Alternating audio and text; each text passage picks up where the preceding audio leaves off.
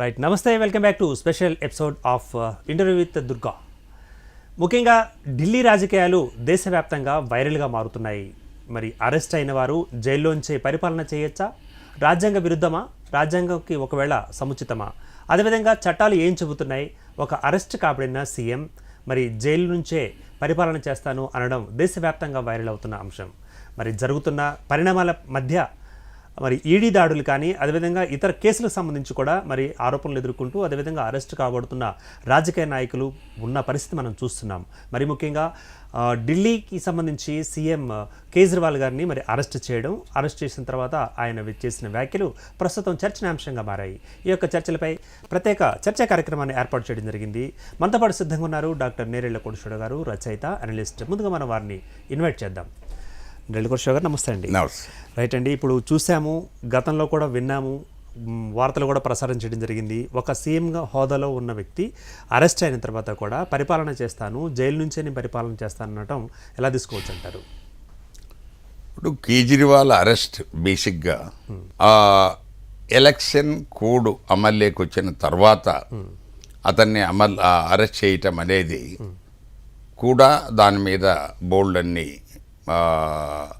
మనకు ప్రశ్నలు ఉత్పన్నమవుతాయి. Okay, of course మనకు ప్రభుత్వాలు చెప్తూ ఉంటాయి, ఈడీ, ఐటీ, సిబిఐ వాళ్ళు స్వయం ప్రతిపత్తికి వెళ్ళిన సంస్థలు మా కంట్రోల్లో లేవు అనేది కేవలము అది మనం చెప్పుకోవడానికి మాత్రమే అది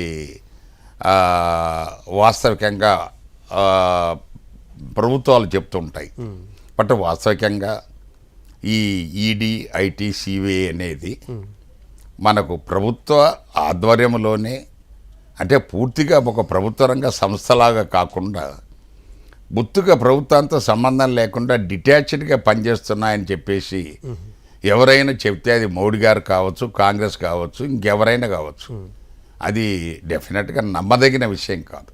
ఓకే, ఎందుకంటే నిన్న మనం గమనించాము అందరం, స్టేట్ బ్యాంక్ ఆఫ్ ఇండియా భారత దేశంలో మనకు అత్యంత పెద్దదైన ప్రభుత్వ రంగ బ్యాంకు ఈ ఎలక్టోరల్ బాండ్స్ వివరాలు ఇవ్వడానికి సుప్రీంకోర్టు మాటికి హెచ్చరిస్తేనే వివరాలు రిలీజ్ చేసింది.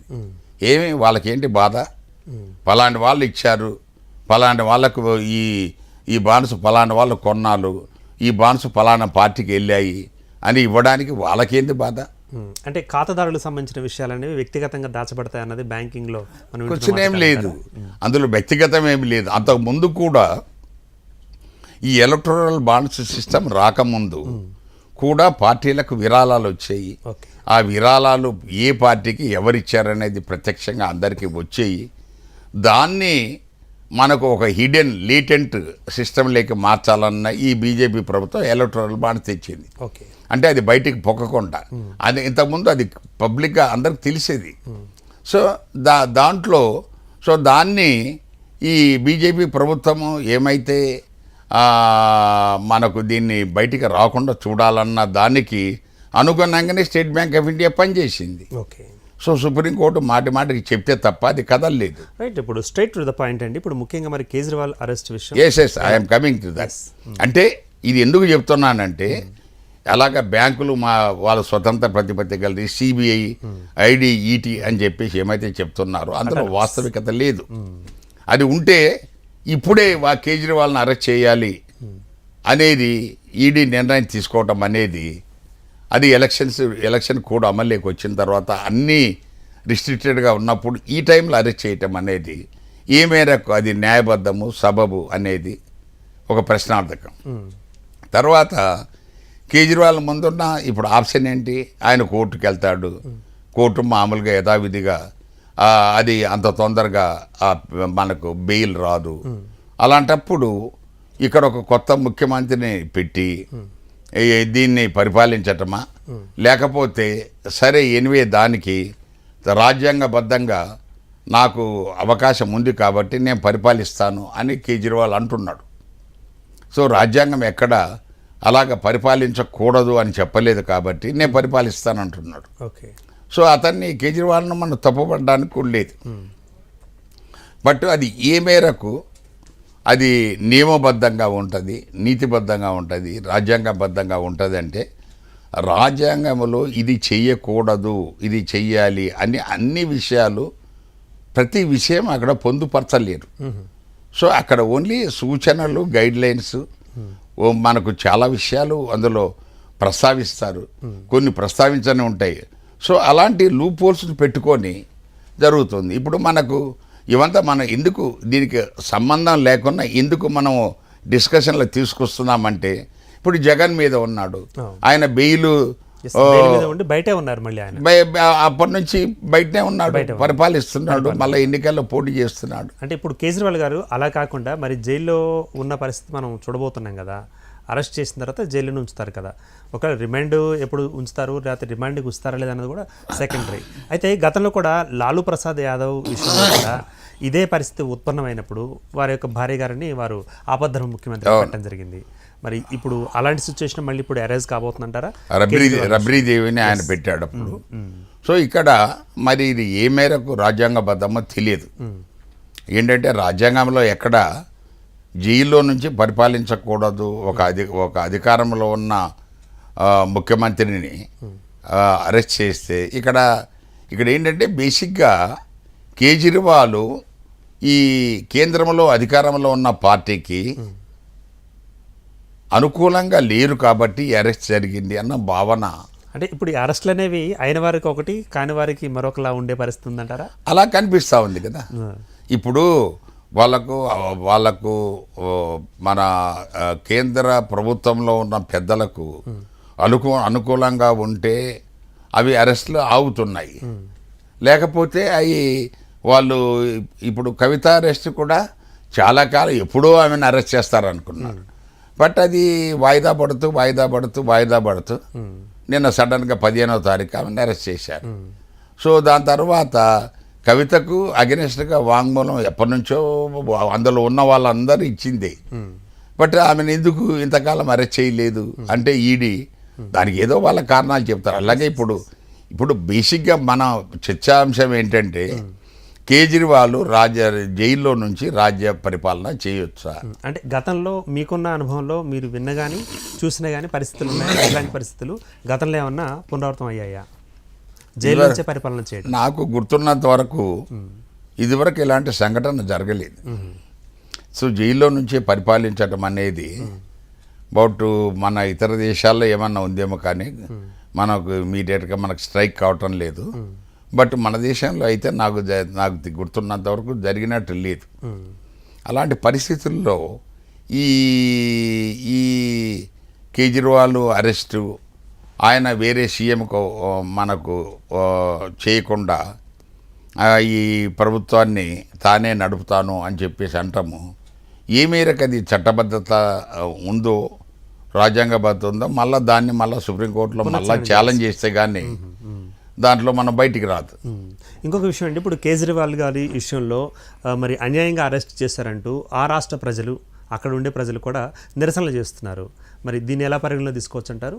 ఎలా స్వీకరించే అవకాశం? అది న్యాచురల్గా వాళ్ళు మనకు ఈ ఒక క్రైమ్ జరిగినప్పుడు ఆ క్రైమ్లో ఇప్పుడు సిసోడియాను దగ్గర సంవత్సరం పైనే ఆయన జైల్లో ఉన్నాడు. సిసోడియా అంటే డిప్యూటీ సీఎం, అతను ఇందులో డైరెక్ట్గా ఇన్వాల్వ్ అయి చేశాడు. అది అతను చేసిన క్రైమ్స్ ప్రత్యక్షంగా ఉన్నాడు. మరి కేజ్రీవాల్ మరి రోల్ ఏంటో తెలియదు. ఇప్పుడు వీళ్ళు ఏంటంటే దీనికి లింకు 100 మంది ఉన్నారు అని చెప్పేసి అరెస్ట్ చేసుకుంటూ పోతే బోల్డ్ అంతమంది ఉంటారు. బట్ వీళ్ళ పాత్ర ఏ మేరకు ఉంది? సో ఇప్పుడు సిసోడియా మెయిన్ కల్ప్రిట్ అయితే మరి కేజ్రీవాల్ పాత్ర ఏంటి అనేది ఇవన్నీ ఏంటంటే మనకు ఈ కోర్టుల ద్వారా కూడా ఈ కోర్టులలో కూడా ఈ మధ్యకాలంలో మనకు విచిత్రమైన కేసులు వస్తున్నాయి. ఎందుకంటే మనకు ఆంధ్రప్రదేశ్లో గమనించాం కదా, ఇన్నర్ రింగ్ రోడ్ ఫామే కాలేదు, అసలు ఇన్నర్ రింగ్ రోడ్ ఫామే కాలేదు. దాని మీద మళ్ళా ఒక క్రైమ్ కేసు చంద్రబాబును ఎట్లయితే ఉందో అదే ఫామ్ అయ్యి అంటే ఇన్నర్ రింగ్ రోడ్లో దాన్ని డైవర్ట్ చేశాడు అనేది ఒక అలగేషన్ ఉన్నది కదా. ఆరోపణ. So inner ring road form అయ్యి డైవర్ట్ అయితే అందులో యాక్చువల్గా అది ఒక గ్రౌండ్ గాలే అసలు. అలు లేదు చూరు లేదు అంటారు ఇట్లా లైక్. సో ఇలాగా ఇప్పుడు ఈయన కేజ్రీవాల్ పరిస్థితి, ఆయన పాత్ర ఏంటో, ఆయన ఏ మేరకు ఉందో మరి ఆ వివరాలు ఇంకా పూర్తిగా బయటకు వస్తే. గతంలో కూడా మనం అనుకున్నాం ఇంతకు ముందుగానే లాలూ ప్రసాద్ గారి యాదవ్లో వారి యొక్క భార్యని పెట్టడం జరిగింది ఆపద్ధర్మ ముఖ్యమంత్రిగా. ఇప్పుడు కేజ్రీవాల్ గారి విషయంలో కూడా వీరి భార్యని కూడా పెట్టేందుకు సన్నాహాలు జరుగుతున్నాయంటూ కూడా అందుతున్న సమాచారం. మరి అదే సీన్ రిపీట్ కాకపోతుందంటారు ఇప్పుడు కేజ్రీవాల్ భార్యకు, కేజ్రీవాల్ గారి భార్యకు, తర్వాత లాలూ ప్రసాద్ గారి భార్యకు, ఆమె సీజే గృహిణి రబ్రీదేవి, ఇక్కడ season officer, season IRS officer. ఆమె మళ్ళా ఆమె ఇప్పుడు విఆర్ఎస్ తీసుకోవాలా, విఆర్ఎస్ తీసుకోవడానికి మళ్ళా ప్రభుత్వం దాన్ని ఆమోదించాలా. సో మళ్ళీ ప్రభుత్వం చేతికి పోవాలి కదా, వాళ్ళు ఇప్పుడు ఆమోదించరు, మెల్లిమెల్లిగా చూస్తాం. ఇప్పుడు ఎలక్షన్ కోడ్ ఉంది, ఎలక్షన్స్ అయిపోయిన తర్వాత చూస్తామన్నారు అనుకో.